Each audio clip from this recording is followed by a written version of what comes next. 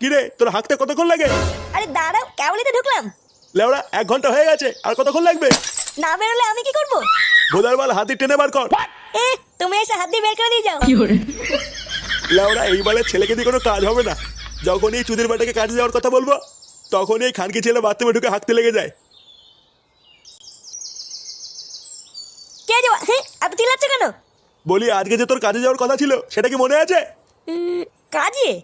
কই না তো। ঢ্যামলা চুলা খাবার কথা তো ভুলিস না। তাড়াতাড়ি রেডি হয়ে নে, আমাদের যেতে হবে।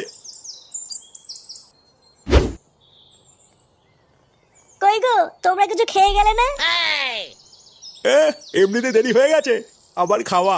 ছেলেটাও তো সকাল থেকে কিছু খায়নি। এই তুমি বেশি মারিও না তো।